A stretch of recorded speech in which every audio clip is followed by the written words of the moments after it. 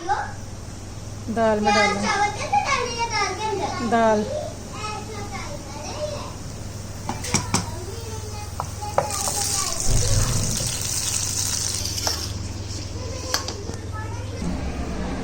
मैंने अपनी वो सारी शौक वहाँ पूरा कर लिया है। हाँ सही है। मैंने फिर इस तरह रखा। नहीं बहुत माशाल्लाह प्यारा लग रहा है, सही खूबसूरत। मैं हमेशा नहीं लूँगी।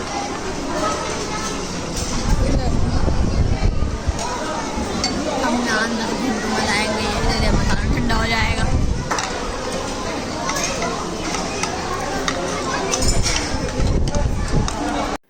अस्सलामुअलैकुम वरहमतुल्लाहि वबरकातुहू जी, क्या हाल चाल है आप सबका। एक नए व्लॉग के साथ नाइला की दुनिया आपकी खिदमत में हाजिर है। ये एक रैंडम डे का व्लॉग है और आपको पता है पाकिस्तान में जब आप, मैंने पहले बहुत सारे व्लॉग्स में हमेशा ये कह रही हूँ, पाकिस्तान में आओ तो इन्जॉय करो, सिर्फ इन्जॉय करो। मैं अपनी सिस्टर की तरफ गई हुई थी और हम शाम को वॉक पे निकले हुए थे। मेरी सिस्टर का घर जो है ना वो ये डॉलमेन मॉल के बिल्कुल पास है, मतलब आप इतना है कि वॉकिंग डिस्टेंस पे आप डॉलमेन मॉल में भी घुस सकते हैं, कहीं भी जा सकते हैं।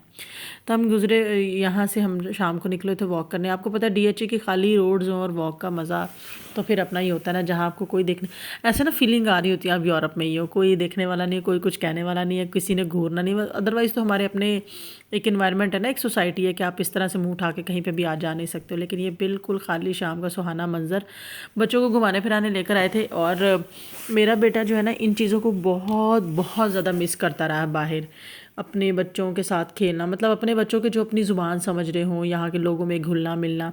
एक होता है ना बच्चे मोबाइल पे स्मार्ट स्क्रीन्स पे लग जाते हैं, उसको इन चीज़ों का बिल्कुल शौक़ नहीं है।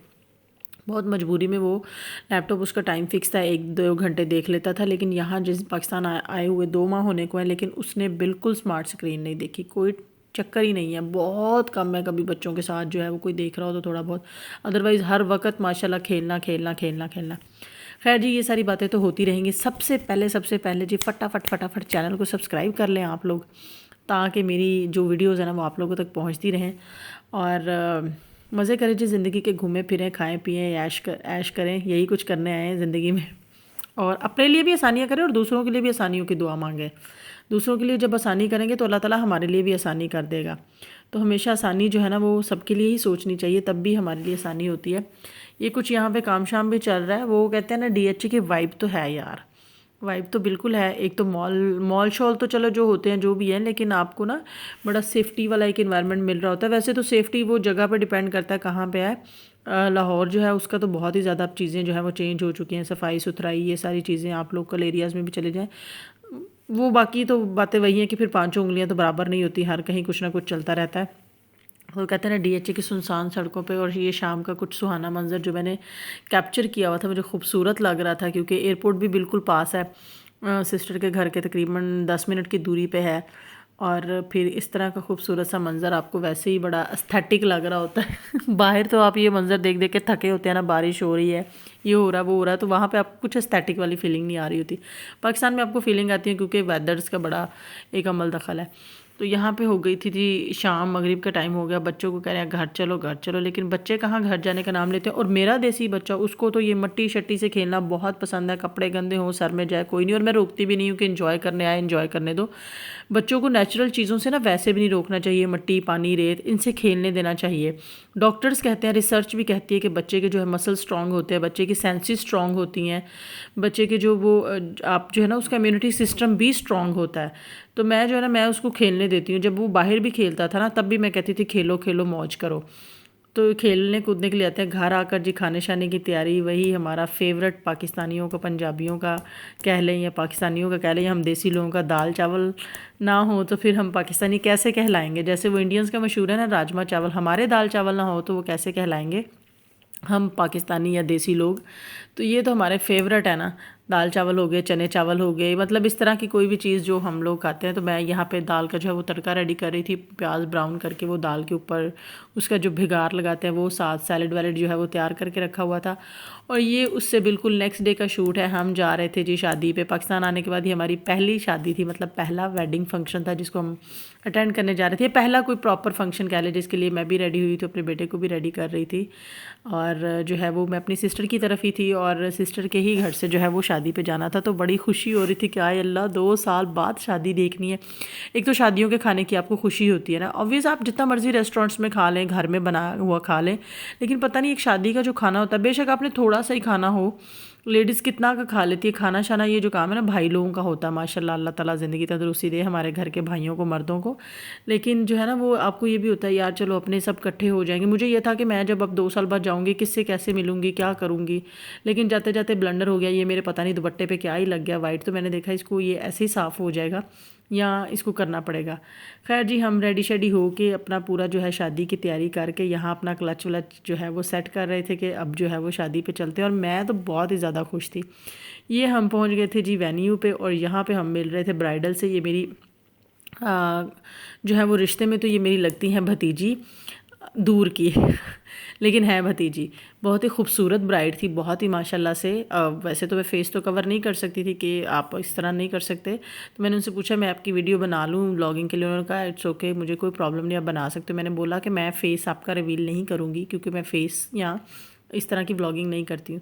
तो माशाल्लाह बहुत ही खूबसूरत थी। अल्लाह ताला सबकी बहन बेटियों के नसीब अच्छे करे। मेरे लिए जो एक्साइटमेंट वाली बात थी, एक तो अपनी सारी रिश्तेदारी से मिल लेना, आपको बहाना मिल जाता है कि आपको स्पेशल जाकर मिलना नहीं पड़ेगा, और दूसरा सब लोग जिनसे आप इतने सालों से नहीं मिले होते, सब एक जो है ना वो इस तरह का कोई इवेंट हो तो सब इकट्ठे हो जाते हैं।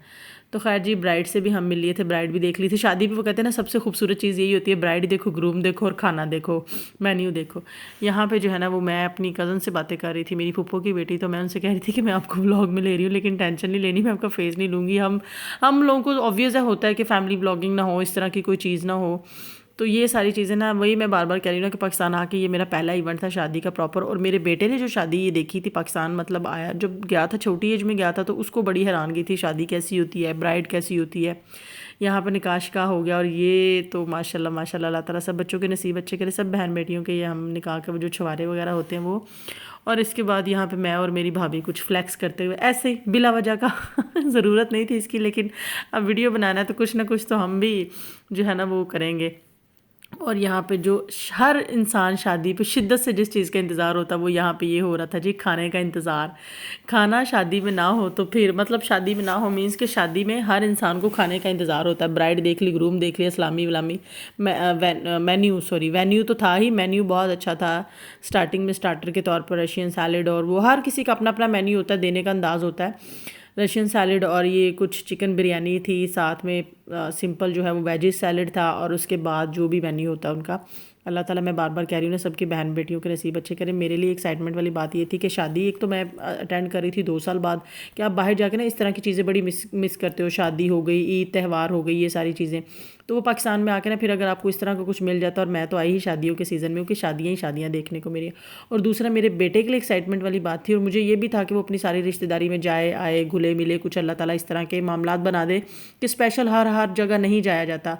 तो वो 3-4 शादियाँ बैक टू बैक इस तरह की आ गई हैं कि अब जिनसे नहीं भी कभी मैं मिली थी ना, मतलब पाकिस्तान जाने से पहले भी मुलाकात नहीं हुई थी या बहुत अरसा हो गया था, उनसे भी अब मुलाकात होने का जो है ना वो चांस पूरा बन गया। आधे से ज़्यादा तो मैं अपनी जो ददयाल वाली साइड है ना उनसे इस शादी पे मिली थी, और बाकी जो है वो अभी चलता रहेगा। खाना बहुत लश था। मैं अपने बेटे से पूछ रही थी कि आपको कैसा लगा, तो वो कह रहा था कि मुझे बहुत अच्छा लगा। डिज़र्ट में ये कुछ खोए वाले गुड़ वाले चावल थे और बहुत ही मज़ेदार था। तो होपफुली जी आप लोगों को ये व्लॉग अच्छा लगेगा। आप लोगों से अपना एक्सपीरियंस शेयर करना था पाकिस्तान आकर, पहला इवेंट जो अटेंड किया, शादी अटेंड की। मेरे बेटे का एक्सपीरियंस जो था उसको बहुत अच्छा लगा, बहुत अच्छी फीलिंग। एक आप अपने रिश्तेदारों से मिल रहे होते हो, फिर 2 साल बाद आप अटेंड कर रहे होते हो, और ये वाली जो देसी फीलिंग होती है ना, ये बैंड बाजे वाली, ये तो बहुत ही मिस की ना बाहर।